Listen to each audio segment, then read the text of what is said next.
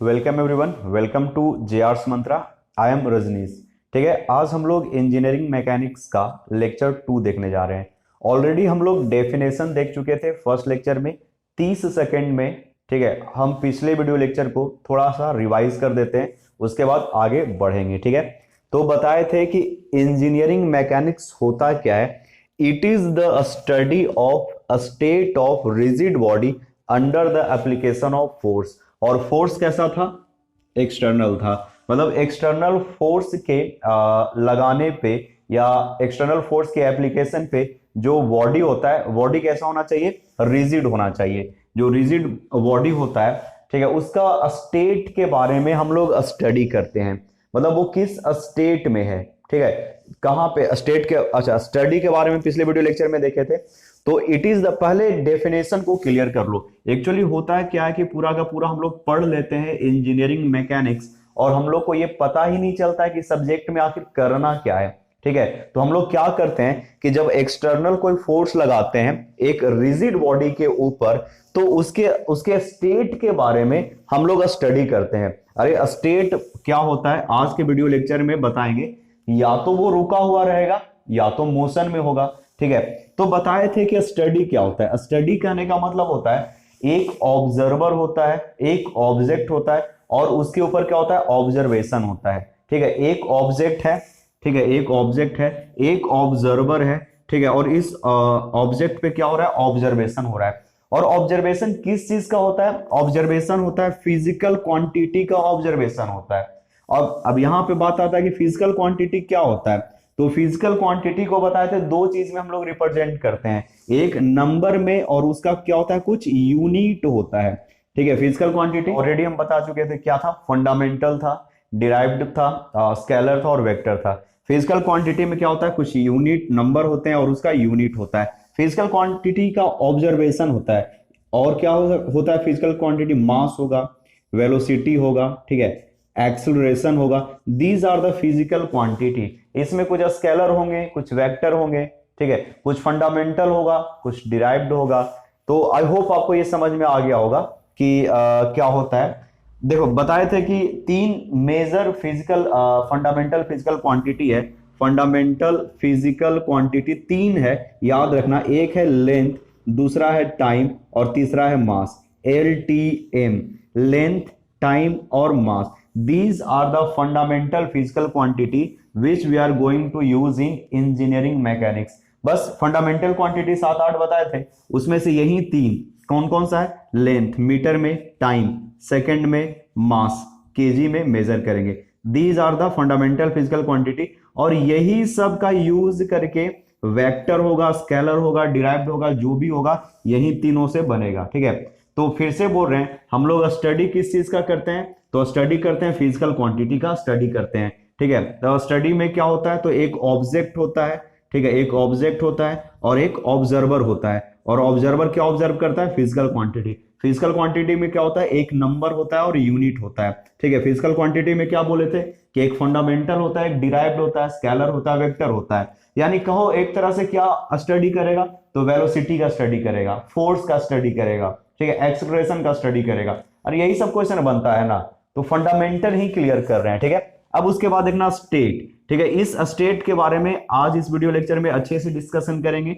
Rigid body में अच्छे के बारे में अच्छे से डिस्कशन करेंगे और आज फोर्स स्टार्ट हो जाएगा। ठीक है, फोर्स स्टार्ट करेंगे, बताएंगे फोर्स क्या होता है, उसके बाद न्यूटन्स लॉ पढ़ेंगे। ठीक है, न्यूटन्स लॉ को पढ़ेंगे अच्छे से। एकदम बोले ना, एकदम जीरो से स्टार्ट कर रहे हैं, तो जीरो से स्टार्ट हो रहा है।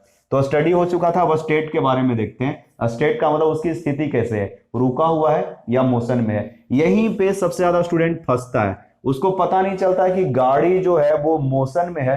अब जाके वो जब स्टॉप होगा तो वो स्टैटिक में मानेंगे कि डायनेमिक में मानेंगे। अगर एक गाड़ी रुका हुआ है तो उसको पुश करके उसको स्टार्ट करना है तो उसको स्टैटिक में मानेंगे या डायनेमिक्स में मानेंगे। ठीक है, अच्छे से एकदम डिस्कस करेंगे हर चीज, एक एक पॉइंट अच्छे से समझ में आएगा।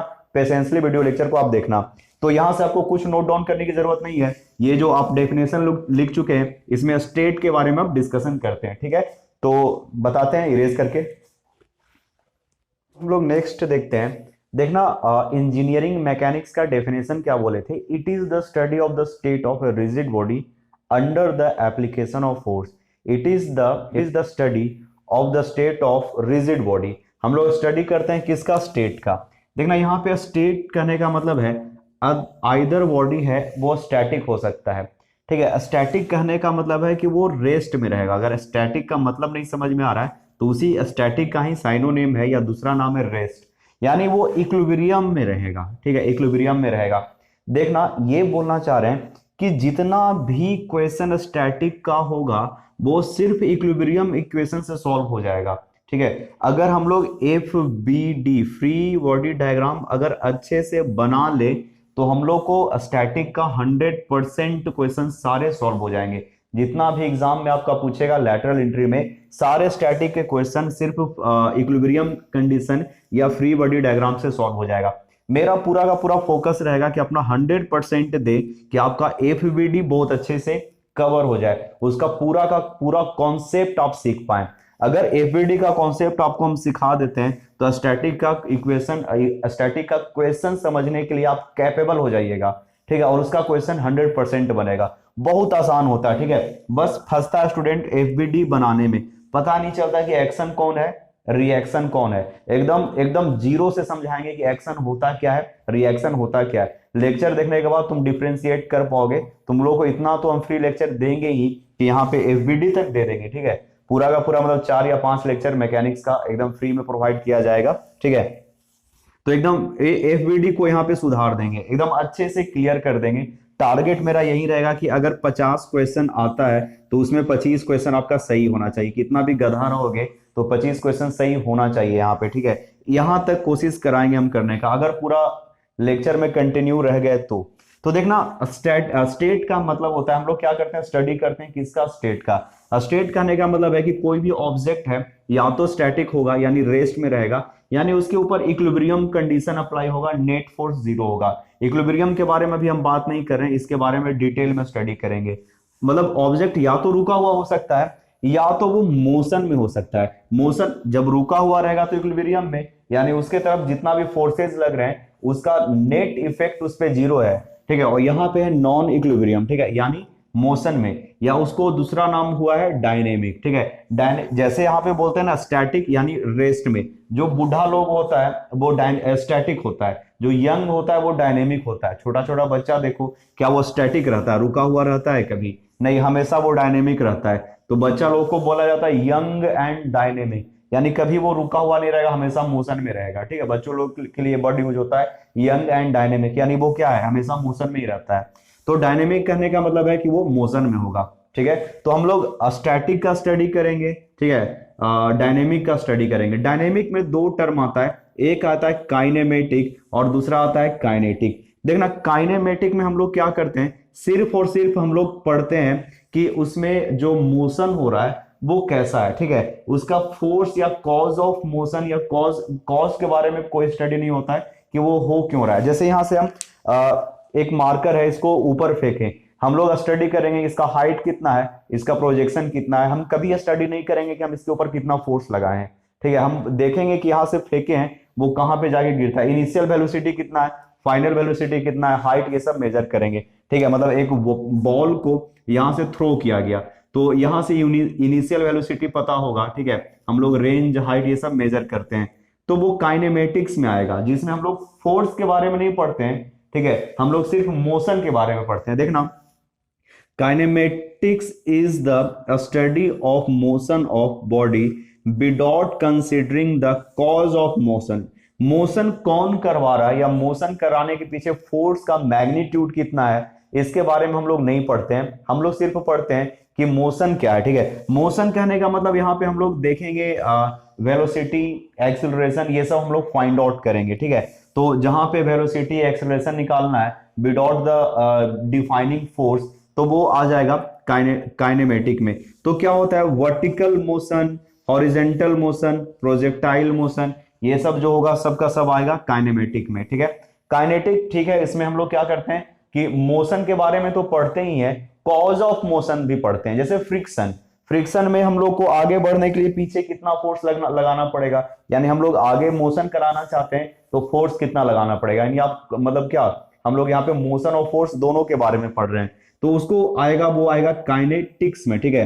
तो kinetic is the study of body with force causing the motion. It is relationship between the force acting on a body, the mass of the body and motion of body, ठीक है। तो एक रिलेशनशिप बताता है, ठीक है। इसका example क्या है? इसका एग्जांपल है फ्रिक्शन, ठीक है। एग्जांपल है फ्रिक्शन, टॉर्क, ठीक है, FRICTION, फ्रिक्शन, टॉर्क, ये सब जो होगा वो काइनेटिक्स का एग्जांपल होगा।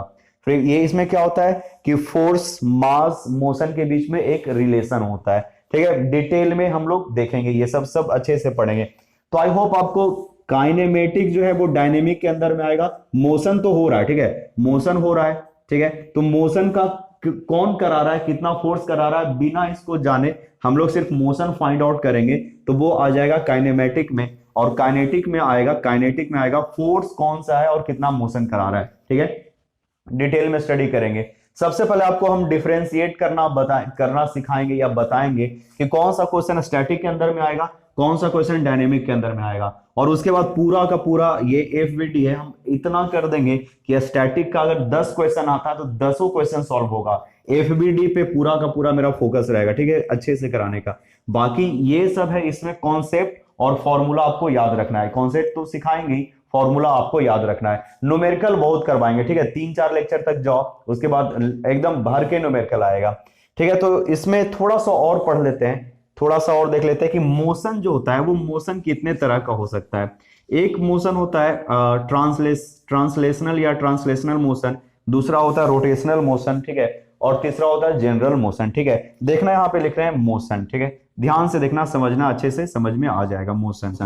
मोशन बोल रहे हैं यहाँ पे, ध्यान से देखते जाना। मोशन होगा, एक होगा प्योर ट्रांसलेशन, प्योर ट्रांसलेशन, इसको हम लिख रहे हैं टी से, ठीक है, अच्छे से डिटेल में बता रहे हैं, आसान है, समझ जाइएगा। Pure translation, pure rotation,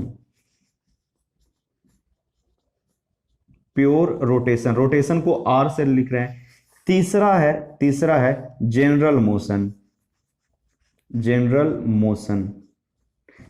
motion में ट्रांसलेशन भी होगा और रोटेशन भी होगा। इसी को हम लोग बोल रहे हैं रोलिंग मोशन। क्या बोल रहे हैं? Rolling motion. तो एक चीज अच्छे से समझो, बहुत ही आसान है, अच्छे से ये समझ में आ जाएगा। देखो, प्योर ट्रांसलेशन किसको बोलते हैं? मान लो कि एक कोई बॉडी है और इसको पॉज करके आप लोग नोट डाउन कर लो, ठीक है, इसको पॉज करके नोट डाउन करो, इरेज करके अच्छे से डिटेल में समझाते हैं कि प्योर ट्रांसलेशन क्या होता है, प्योर रोटेशन क्या होता है और जनरल मोशन क्या होता है। एक डायग्राम बनाकर फिर कुछ अपना पिक्चर ऐड करके अच्छे से आपको समझा रहे हैं। पॉज करके नोट डाउन कर लीजिए इसको ना। यहाँ पे एक सर्कल बना है, कोई मान लो कि एक ऑब्जेक्ट है जो एक व्हील टाइप का है, ठीक है। व्हील का मतलब वो बाइक का कुछ पहिया मान लो कि इस तरह से है, ठीक है। तो मोशन बोले थे कि प्योर ट्रांसलेशन हो सकता है, प्योर रोटेशन हो सकता है और जनरल मोशन हो सकता है। मानो कि अभी ये इस पोजीशन पे था और एक्स पोजीशन पे था और ये वाई पोजीशन पे मूव कर गया, ठीक है, और मूव कुछ ऐसा किया है कि पूरा का पूरा ऑब्जेक्ट ये आगे की तरफ शिफ्ट हो गया, आगे बढ़ गया। यानी जहां पे ए पॉइंट था, जहां पे बी पॉइंट था, इसमें कोई चेंजेस नहीं आया, बस ये आगे की तरफ आगे बढ़ गया है, ठीक है। और इस तरह का जो मोशन होगा इसको बोलेंगे प्योर ट्रांसलेशन। प्योर ट्रांसलेशन में क्या होता है? कोई रोटेशन नहीं होता है, कोई रोटेशन नहीं होता है। अच्छा, क्या ये फिनोमिनन क्या पॉसिबल है ऐसा? हाँ, ये पॉसिबल है अगर हम लोग फ्रिक्शन को जीरो कर दे। ध्यान से समझना, अगर हम यहाँ पे फ्रिक्शन को जीरो कर दे, फ्रिक्शन को यहाँ पे हम लोग जीरो कर दे, तो इस व्हील के ऊपर जब हम यहाँ से फोर्स लगाएंगे तो ये आगे की तरफ स्लाइड करना शुरू कर देगा और इसमें जो रोटेशन है वो नहीं होगा। तो इसको बोलते हैं प्योर ट्रांसलेशन। अच्छा, प्योर ट्रांसलेशन ये हो गया। अब इसके बाद देखना, प्योर रोटेशन क्या है? ये ऑब्जेक्ट है और यहीं पे गोल गोल घूमते रहे, ठीक है, इसमें आगे कोई मूवमेंट नहीं हो रहा है, बस इसी सीजी के अबाउट ये गोल गोल घूमते रहे, तब इसको बोलेंगे प्योर रोटेशन, ठीक है, वहीं पे बीच में गोल गोल घूम रहा है।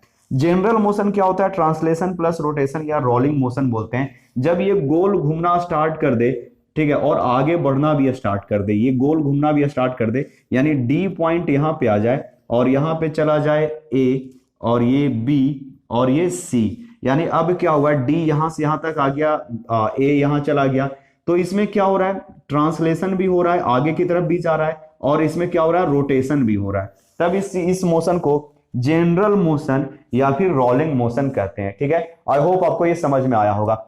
देखना यहाँ पे आपको एक क्लिप दिख रहा होगा, ठीक है, एक छोटा सा वीडियो क्लिप दिख रहा होगा। इस वीडियो क्लिप में आपको पहले दिख रहा होगा प्योर रोटेशन, सिर्फ रोटेट कर रहा है अपने पोजीशन पे। ठीक है, उसके बाद सेकंड दिख रहा होगा ट्रांसलेशन। ठीक है, पहले रोटेशन फिर ट्रांसलेशन, आप दोनों को जब जोड़ देते हैं तब वो होता है रोलिंग मोशन। ठीक है, यहाँ पे दिखा। दूसरा में देखिए रोलिंग मोशन कैसा होता है, वो गोल गोल भी घूमता है और आगे की तरफ भी बढ़ता है। ठीक है, उस तरह का मोशन को हम लोग जनरल मोशन या रोलिंग मोशन कहते हैं। ठीक है, फिर से एक बार एक्सप्लेन कर रहे हैं। प्योर ट्रांसलेशन में रोटेशन नहीं होगा, यानी मार्कर जो है अगर यहाँ पे है तो बस ये आगे की तरफ बढ़ रहा है, ये हो गया प्योर ट्रांसलेशन। ठीक है, प्योर रोटेशन मतलब यहीं पे ये गोल गोल घूम रहा है। ठीक है, प्योर रोटेशन। और जनरल मोशन क्या है, ये गोल गोल भी घूम रहा है और आगे की तरफ भी बढ़ रहा है। ठीक है, दोनों मोशन इंक्लूड हो जाएगा तो उसको जनरल मोशन या रोलिंग मोशन कहेंगे। ठीक है, आई होप आपको ये समझ में आया होगा। चाहो आप तो इसको नोट डाउन करके, पॉज करके नोट डाउन कीजिए और इसको आप लोग डायग्राम को बना लीजिएगा। ठीक है, तो इससे क्या हो जाएगा, आपका मतलब जो नोट्स है वो एक अच्छा प्रिपेयर हो जाएगा। हो सकता है कि कहीं पे आपको न्यूमेरिकल बनाते समय ये सब टर्म का यूज आ जाए, वहां पे हेल्प मिल जाए, तो बेसिक को क्लियर रखना बहुत जरूरी है। ठीक है, तो इसको पॉज करके नोट डाउन कीजिए, इसके आगे बता रहे हैं। तो हम लोग नेक्स्ट अपना टॉपिक देखते हैं, बॉडी। ठीक है, बता रहे थे कि मैकेनिक्स क्या होता है, तो मैकेनिक्स होता है study of a state on a rigid body. ठीक है, under the application of force. Force कैसा होता था, एक्सटर्नल फोर्स। तो यहाँ पे एक्चुअली बॉडी क्या है, it is made of matter, ये मैटर से बना होता है एक बॉडी। ठीक है, एक्चुअली मैटर क्या होता है, तो हम लोग पढ़े थे पदार्थ जो है वो तीन तरह के होते हैं, एक सॉलिड होता है, एक लिक्विड होता है और गैस। तीन तरह का मैटर होता है। सॉलिड जिसके पार्टिकल्स बहुत नजदीक होते हैं, बताने की जरूरत नहीं है, ऑलरेडी आप लोग जानते हो ये सब। लिक्विड जिसके पार्टिकल्स में कुछ ज्यादा स्पेस होते हैं, और गैस जिसके पार्टिकल्स के बीच में बहुत ज्यादा गैप होता है, उसको हम लोग गैस बोलते हैं। ठीक है, इसके बाद यही सॉलिड में दो तरह का डिवीजन है, एक वैसा सॉलिड ही है बट सॉलिड होता है, एक रिजिड बॉडी होता है, दूसरा होता है डिफॉर्मेबल। रिजिड बॉडी किसको बोलते हैं, तो वो बॉडी जिसमें किसी तरह का डिफॉर्मेशन ना हो, अगर आप फोर्स लगाते हैं तो अपने शेप में, वॉल्यूम में कोई चेंज ना करे। ठीक है, उसको बोलते हैं रिजिड बॉडी या आइडियल बॉडी। और इसी का हम लोग स्टडी करेंगे अपने इस सब्जेक्ट में, जिसको बोले हैं इंजीनियरिंग मैकेनिक्स। ठीक है, ये इंजीनियरिंग मैकेनिक्स में यही पढ़ना है। ठीक है, रिजिड बॉडी के बारे में। और डिफॉर्मेबल बॉडी है, ये मॉस में पढ़ना है, मैकेनिक्स ऑफ सॉलिड, या इसी को बोला जाता है स्ट्रेंथ ऑफ मटेरियल। ठीक है, आप लोग सिविल वाले पढ़े होंगे और मैकेनिकल वाले जो पास आउट स्टूडेंट हैं बहुत ही ज्यादा फेमिलियर होंगे, स्ट्रेस, स्ट्रेन, एसएफडी, बीएमडी। ठीक है, बाकी अदर ब्रांचेज हैं उनके लिए ये काम का नहीं है, मॉस और सोम नहीं पढ़े होंगे। रिजिड बॉडी में हम लोग पढ़ते हैं रिजिड बॉडी जो है ये हम लोग कंसीडर करते हैं इंजीनियरिंग मैकेनिक्स में। तो रिजिड बॉडी एक वैसा बॉडी होता है जिसके ऊपर आप कोई फोर्स लगाओ उसमें कोई डिफॉर्मेशन नहीं होता है, जीरो डिफॉर्मेशन होता है। There is no any rigid body. ठीक है, कोई भी रिजिड बॉडी नहीं है, जो भी मटेरियल यहाँ पे है कुछ ना कुछ उसमें डिफॉर्मेशन होगा ही होगा। आप कितना भी फोर्स लगा दो, वो आइदर कंप्रेशन फोर्स लगाओ या टेंशन फोर्स लगाओ, उसका लेंथ इंक्रीज और डिक्रीज करेगा, उसके वॉल्यूम में कुछ चेंजेस आएंगे।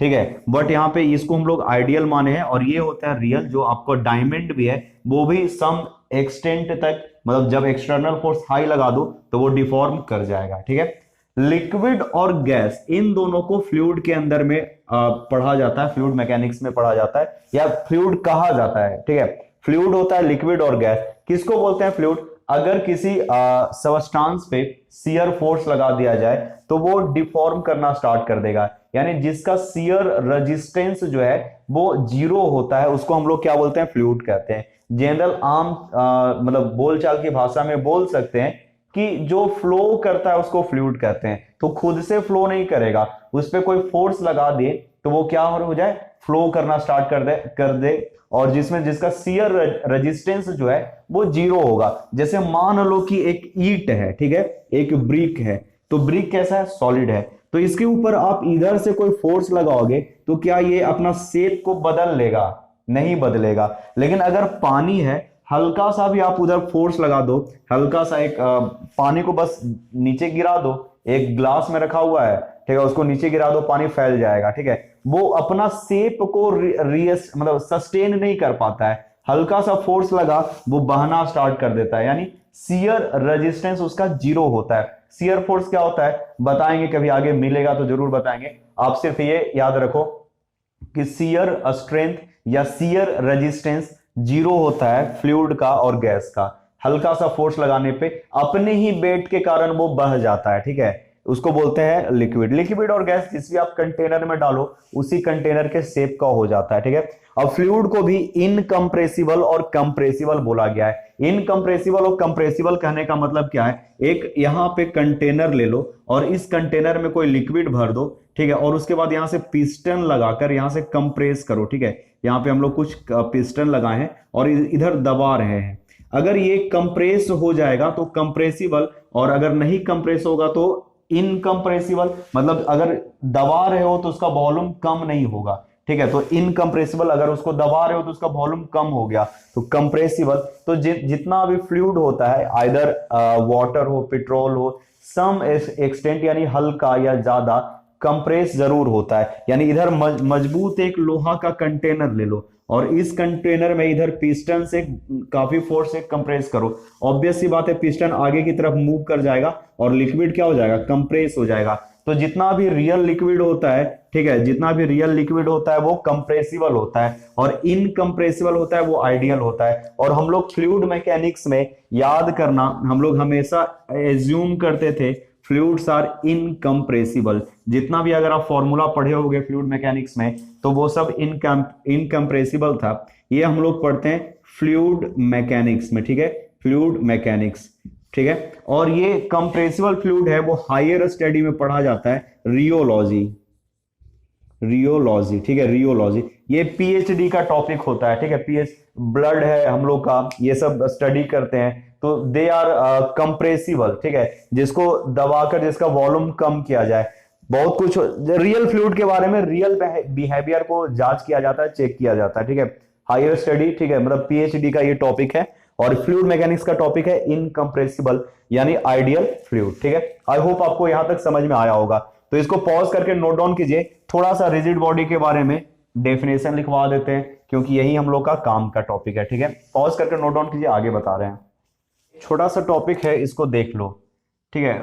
बॉडी, रिजिड बॉडी क्या होता है, तो ऑलरेडी बताया था कि रिजिड बॉडी वैसा बॉडी होता है जिसमें अगर आप फोर्स लगा दो तो इसमें कोई डिफॉर्मेशन नहीं होगा, ठीक है, देयर इज जीरो डिफॉर्मेशन। यानी अगर दो पॉइंट ए और बी है और इनके बीच का डिस्टेंस कुछ है, ठीक है, मान लो कि इसके बीच का डिस्टेंस है वो 10 सेंटीमीटर है, तो आप यहाँ पे कितना भी फोर्स लगा दो इसके बीच का कोई मतलब डिस्टेंस इंक्रीज नहीं करेगा। यानी ये पूरा का पूरा यहां से यहां तक का शेप है, यानी ये लेंथ विड्थ कुछ में भी चेंजेस नहीं आएगा। अगर ये इस तरह का बॉडी होता है तो उसको क्या बोलेंगे, रिजिड बॉडी। देखना, it is a solid body in which deformation, deformation करने का मतलब है कि उसके लेंथ में चेंज, बढ़ जाए घट जाए, हाइट में चेंज, बढ़ जाए या घट जाए, चौड़ाई में चेंज, बढ़ जाए या घट जाए, ठीक है। जैसे ये फोर्स टेंसाइल नेचर का लगा रहे हैं, अगर इसको हम लोग दबाना स्टार्ट कर देंगे तो इसका लेंथ क्या हो जाएगा, चेंज हो जाएगा, ठीक है, चेंज हो जाएगा। तो वैसा बॉडी जिसमें आप कितना भी फोर्स लगा दो उसमें कोई डिफॉर्मेशन ना हो। डिफॉर्मेशन कहने का मतलब है कि उसके शेप में चेंज, ठीक है, उसके आकार में चेंज। तो हिंदी में लिखना है तो डिफॉर्मेशन का आप हिंदी लिख सकते हैं आकार में बदलाव, ठीक है। Is zero, it is a solid body in which deformation यानी उसके आकार में बदलाव है वो इज जीरो और सो स्मॉल यानी टेंस टू जीरो यानी जीरो के बराबर हो जाएगा, इतना स्मॉल जैसे 0.0000001 हो जाए, यानी कह दो जीरो ही हो। That can, small that can be neglected. तो वैसा जिसका डिफॉर्मेशन जीरो हो या जीरो के बराबर हो उस तरह के बॉडी को हम लोग क्या बोलेंगे, रिजिड बॉडी बोलेंगे, ठीक है। तो आई होप आपको समझ में आया होगा, ठीक है। तो आज का वीडियो लेक्चर यहीं पे रखते हैं। अगले वीडियो लेक्चर में पढ़ेंगे फोर्स के बारे में, पढ़ेंगे प्रिंसिपल ऑफ ट्रांसमिसिबिलिटी क्या होता है, ठीक है, न्यूटन्स लॉ के बारे में देखेंगे और मतलब फोर्स से रिलेटेड पढ़ने के बाद कुछ न्यूमेरिकल हम लोग के पास आ जाएगा। तो मिलते हैं नेक्स्ट वीडियो लेक्चर में। Thank you. आप इसको पॉज करके नोट डाउन कर लीजिएगा।